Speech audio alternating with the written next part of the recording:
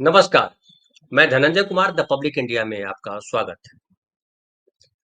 महाराष्ट्र में इन दिनों हिंदी भाषियों के खिलाफ लपड़-थप्पड़ चल रहा है। लपड़-थप्पड़ मतलब अगर कोई मराठी लड़के आते हैं, वो कहा जाता है कि मनसे के हैं या शिवसेना के हैं। वो कहते हैं मराठी बोलो और मराठी अगर नहीं बोलता है कोई, तो उसको लपड़-थप्पड़ करते हैं, पीटते हैं उसको। एक वीडियो मैं देख रहा था जिसमें एक दफ्तर में घुस करके मारपीट की जा रही थी। कई वीडियो ऐसे आए, गुजराती भी पीटे गए मीरा भाईंदर रोड में। और ये लगातार चल रहा और एक भय का वातावरण जो है वो बनाया जा रहा है और कहा जा रहा है कि इसलिए किया जा रहा है क्योंकि महाराष्ट्र में है तो आपको मराठी बोलना पड़ेगा। मराठी की गरिमा का सवाल है, मराठी भाषा का सवाल है और इसको लेकर के खास करके आंदोलन तब शुरू हुआ जब महाराष्ट्र सरकार ने एनईपी नेशनल एजुकेशन पॉलिसी जो है त्रिभाषा कि आपको तीन भाषा पढ़ना अनिवार्य है, स्थानीय भाषा, इंग्लिश और हिंदी। इसको लेकर के तमिलनाडु में भी विरोध हुआ, लेकिन तमिलनाडु में कोई मारपीट नहीं आई, किसी खबर नहीं आई ऐसी कि किसी हिंदी भाषी को या तमिल नहीं बोलने वाले किसी व्यक्ति को पीटा गया। लेकिन महाराष्ट्र में ऐसी कई खबरें आई कि जिसने मराठी नहीं बोला उसको पीटा गया। उसमें मारवाड़ी भी पिटे, राजस्थान के लोग भी पिटे, उत्तर प्रदेश बिहार के लोग भी पिटे, गुजरात के लोग भी पिटे कि भाई आप मराठी बोलो, नहीं बोलोगे तो। और ये आंदोलन शुरू हुआ जैसे मैंने बताया कि त्रिभाषा के नाम पर और कहा गया कि ये जो है विरोध इसलिए हो रहा है कि आप कोई मराठी भाषा जो महाराष्ट्र प्रदेश है वह हिंदी भाषा कैसे थोपेंगे। कहा जा रहा है कि पहली क्लास से ही जो है हिंदी पढ़ना अनिवार्य होगा। ये बीजेपी सरकार ने लागू किया त्रिस्तरीय भाषा, त्रिभाषा फॉर्मूला। इंग्लिश तो सबके लिए अनिवार्य है, इंग्लिश नहीं पढ़ेंगे तो करेंगे क्या। मराठी पढ़ना इसलिए है या लोकल लैंग्वेज जो अलग अलग प्रदेश है, गैर हिंदी प्रदेश है खास करके, वहाँ स्थानीय भाषा में पढ़ाई होगी। जैसे पश्चिम बंगाल है तो बांग्ला पढ़े, उड़िया पढ़ें, असम है तो असमिया पढ़ें, महाराष्ट्र है तो मराठी, गुजरात है तो गुजराती। उसके बाद उधर जाइए, साउथ के प्रदेश जाइए, कन्नड़ पढ़िए, कर्नाटक में, आंध्र प्रदेश में तेलुगु पढ़िए, तेलंगाना में भी तेलुगु और तुलु होती है वो पढ़िए, फिर जो है केरल में मलयालम पढ़िए। ये सारी भाषा है वो पढ़िए, पहली भाषा वो है। लेकिन जो हिंदी प्रदेश है वहाँ पहली भाषा हिंदी के तौर पे आती है, फिर अंग्रेजी पढ़िए। तो वहाँ कहा जा सकता है कि वहाँ दो ही भाषा का लोड है। एक तीसरी भाषा भी पढ़नी पड़ती है, संस्कृत पढ़नी पड़ती है। संस्कृत हम लोग पढ़े हैं, वहाँ अनिवार्य रहा संस्कृत कि संस्कृत में अगर फेल तो आप फेल हो जाएंगे। अभी क्या है मुझे स्थिति नहीं पता है एग्जैक्टली क्या स्थिति संस्कृत में फेल तो फेल है या नहीं है। वहाँ अंग्रेजी में फेल है तो पास कर दिए जाते थे, शायद वहाँ भी अब बदला है कि अंग्रेजी में अभी भी जो है आप फेल अगर हो गए तो कोई बात नहीं, अंग्रेजी ऑप्शनल सब्जेक्ट के तौर पे हिंदी भाषी प्रदेशों में देख लिया जाता है। लेकिन वो अलग सवाल है। सरकार की भी ये भूमिका है कि सरकार कोई भाषा थोपे नहीं।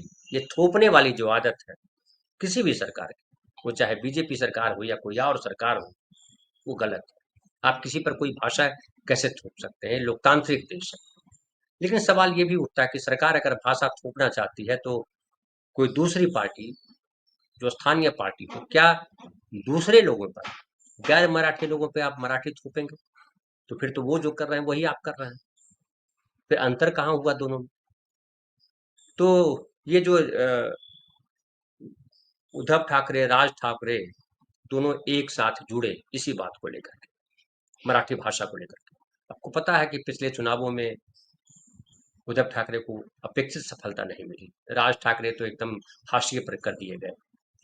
इसके पहले शिवसेना थी, शिवसेना बहुत मजबूत हुआ करती थी, बीजेपी उसकी पिछलग्गू पार्टी हुआ करती थी जब बाला साहब थे। बाला साहब के समय ही जो है वो शिवसेना से अलग हो गए राज ठाकरे और उन्होंने अपनी पार्टी बनाई महाराष्ट्र नव निर्माण सेना। और उस समय 90 के दशक की बात है, 90 के दशक के बाद ये सब हुआ, बाला साहब के सामने हुआ।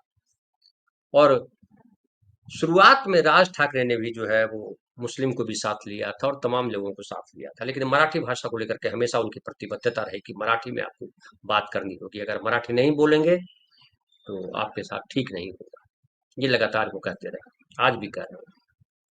लेकिन उद्धव ठाकरे ने अपना स्वर बदल दिया था और वो उद्धव ठाकरे जो है वो मराठीवाद को लेकर के उतना नहीं था। मुझे याद है मुंबईकर मी मुंबईकर उन्होंने शुरू किया था।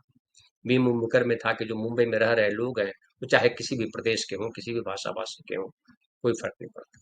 और शिवसेना जो है मराठी भाषा को लेकर के साइड लाइन हो गई थी। मन से लगातार मराठी भाषा को लेकर के एग्रेसिव रही।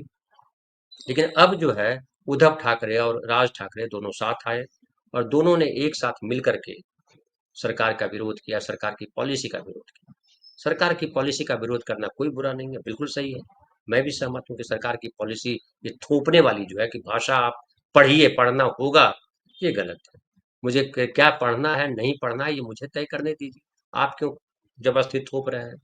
लेकिन ये भी सवाल उठता है कि मैं कौन सी भाषा में बोलूं, ये मुझे मेरी स्वतंत्रता का सवाल है। मुझे बोलने दीजिए, मुझे जहाँ लगेगा वहाँ हम बोलेंगे।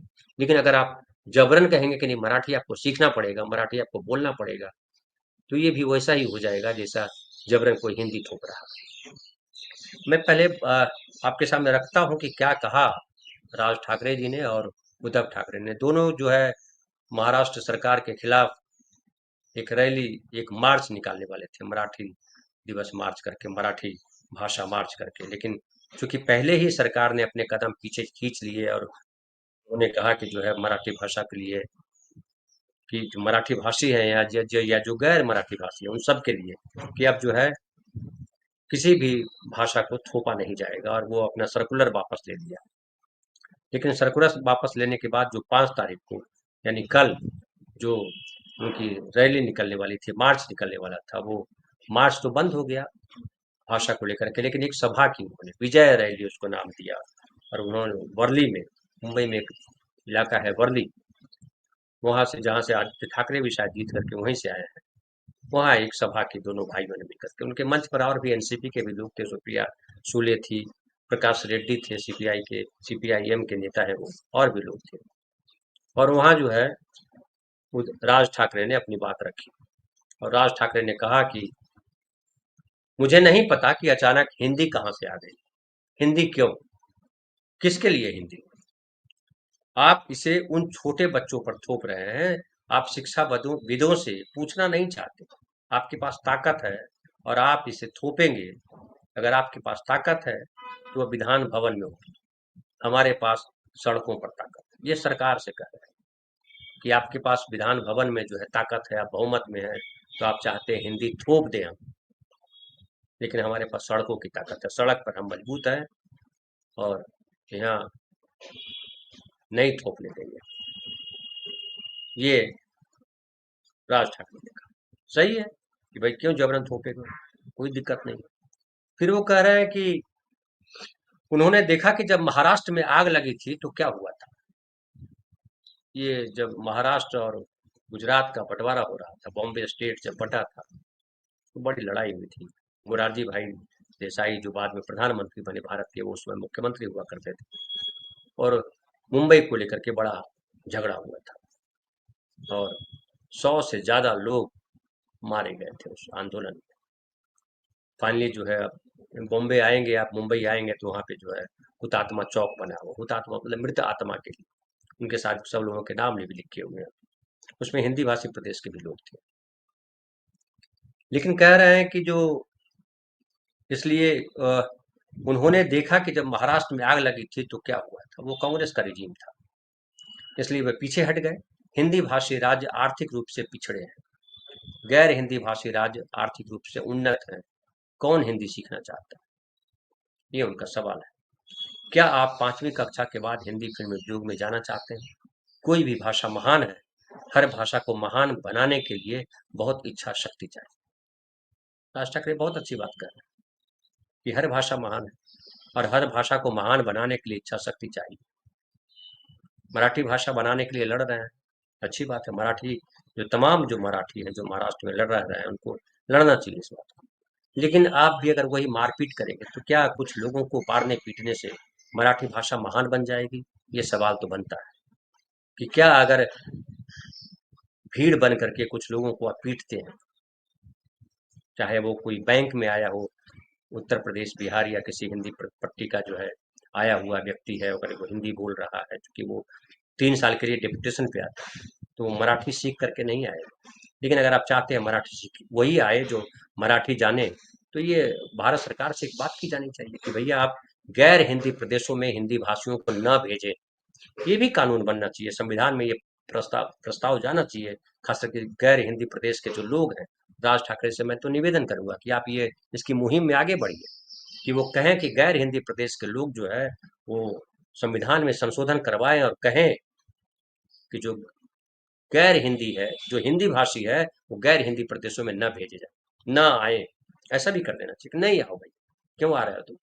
और अगर आना है तो आप पहले मराठी के क्लास लो, सीखो, या जो भी भाषा, तमिलनाडु जाना चाहते हो तो तमिलनाडु पहले तमिल भाषा सीख लो, अगर कर्नाटक जाना चाहते हो तो कन्नड़ सीख लो, केरल जाना चाहते हो तो केरल मलयाली भाषा सीख लो। जब तक भाषा नहीं आएगी आप आना नहीं। भारत सरकार कानून बना दे, क्या दिक्कत है? ये कानून बनाना चाहिए, लेकिन आप कमजोर गरीब लोगों को या जो अकेले पड़ जाते हैं उनको आप पीटेंगे आकर के, तो इसको राजनीति नहीं कहते, इसको घटिया राजनीति कहते हैं। दुर्भाग्य की बात है कि हमारे देश में लंबे समय से घटिया राजनीति चल रही है। वो भाषा के नाम पर, वो धर्म के नाम पर, वो जाति के नाम पर राजनीति चल रही है, और तमाम राजनीति घटिया राजनीति। और एक मैं ये अक्सर कहता हूँ कि हिंदी भाषी केवल यही थोड़े पिटाई करते हैं, खाली मराठी थोड़े उनको मार रहे होते हैं। आप जाइए बिहार, बिहार में बिहारी, जो बिहारी है वो बिहारी को मार देता है, वो जाति के नाम पर मार देता है। एक ही भाषा के लोग मगही बोलने वाले मार देते हैं, क्योंकि वो जाति दोनों की अलग है, जाति के लिए लड़ जाते हैं, धर्म के लिए लड़ जाते हैं, धर्म के लिए मार देते हैं। मॉब लिंचिंग कितना हुआ? तो दरअसल वो भारतीय मारे जाते हैं, भारतीय मारे जाएंगे, भारतीय पीटे जाएंगे, ये हमारे देश में है। और ये जो धर्म के नाम पर, भाषा के नाम पर, जाति के नाम पर जो तमाशे हैं, वो सिर्फ घटिया राजनीति है। महाराष्ट्र में ढेर सारे किसान, अभी अभी डेटा आया है कि 750 किसान मारे गए, आत्महत्या कर लिए। किसी के लिए पीड़ा नहीं है, पीड़ा होनी चाहिए उनके लिए। अगर आंदोलन होता, उनके लिए इतनी बड़ी रैली निकलती, तो बड़े गर्व की बात थी कि किसानों के लिए पीड़ा है। नेताओं को लगता है कि किसान नहीं मारे जाने चाहिए। वो जो एक किसान जो है बैल के तौर पर जूत रहा था अपने हल में, उसके लिए पीड़ा होती तो बात होती। और मैं जानता हूं कि जो जो मराठी किसान हैं, जो 10,000, 15,000, 20,000 लोन लेते हैं, उनको धमकी दी जाती है कि तुम्हारी बेटी उठा ली जाएगी। वो मराठी ही धमकी देने वाले होते हैं, वो मराठी भाषा में बोलते हैं कि तुम्हारी बेटी को उठा ले जाएंगे, तुमको ये देना पड़ेगा, नहीं तो तुम्हारा खेत गिरवी रख लिया जाएगा।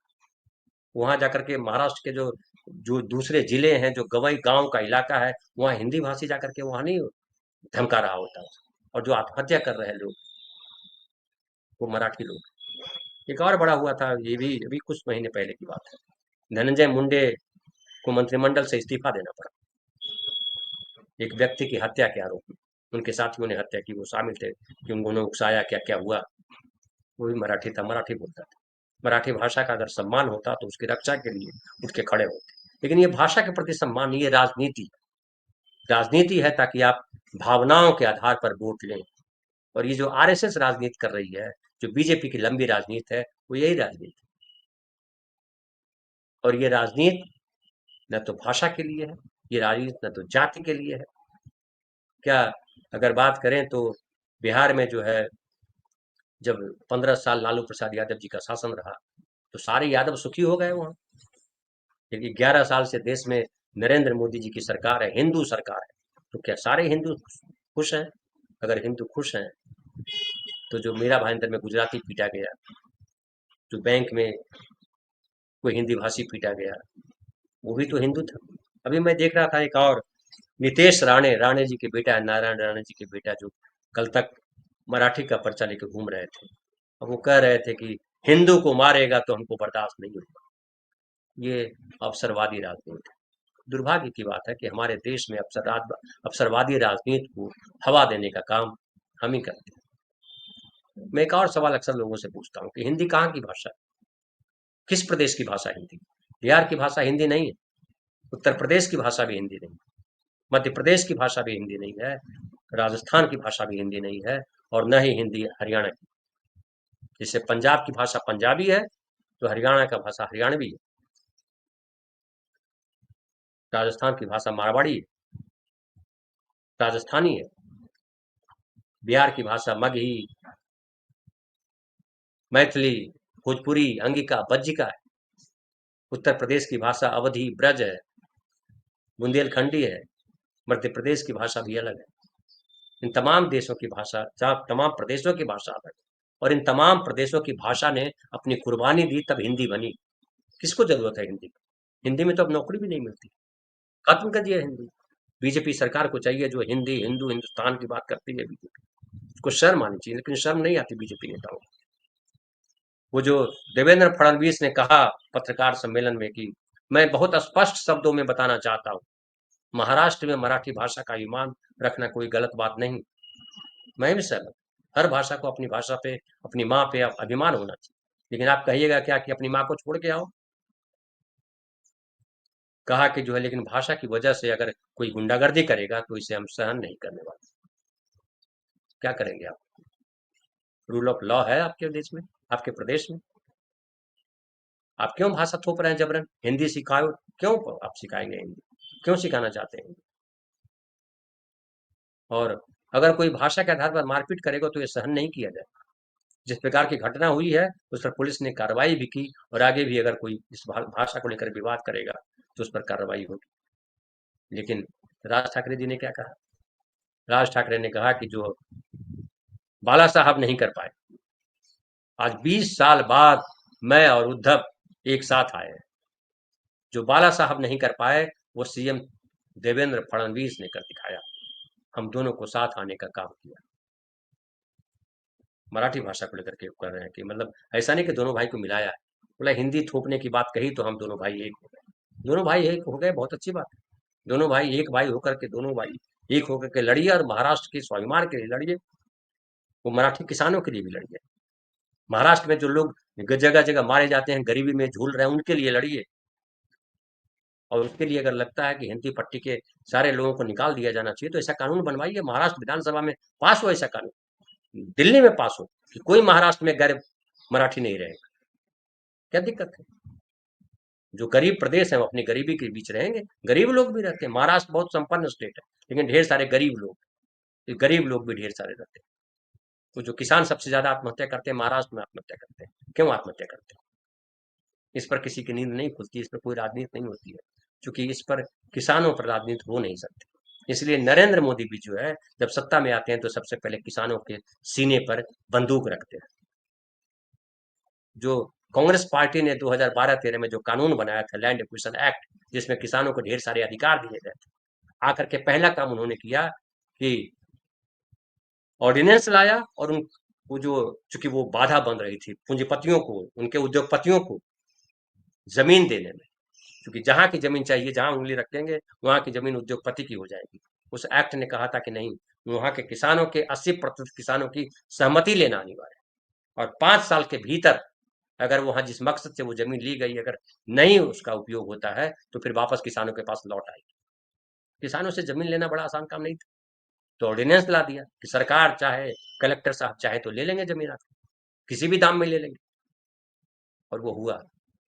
नरेंद्र मोदी 13 महीने किसान जो है वो पंजाबी और गुजराती किसान के नाम पर देश भर के लोगों ने कहा कि वो पंजाबी किसान है, जो समृद्ध किसान है, वो देशद्रोही है, आतंकवादी है, उनको फंड मिलता है, कनाडा से मिलता है फंड, सिख फंड कर रहे हैं। बदनाम किया गया किसानों को, पूरे देश में बदनामी की जा रही है। अभी नया आ रहा है, जो कल मैंने बात भी की थी, वो अमेरिका जो ट्रेड एग्रीमेंट साइन करना चाह रहा है भारत के साथ, उसमें यही है कि हम कृषि प्रोडक्ट को भारत में भेजेंगे और आपको आयात करना होगा। अभी देखिए 9 तारीख तक है, क्या होता है वो अलग विषय है।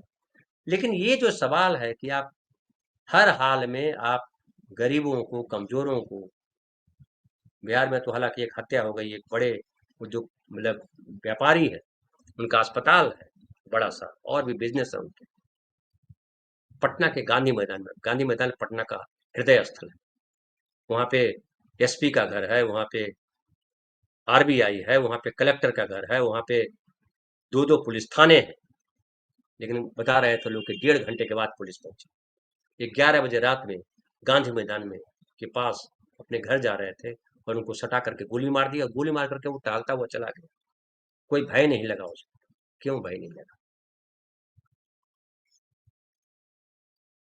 हर जगह एक ही है, जो कमजोर होगा वो मारा जाएगा।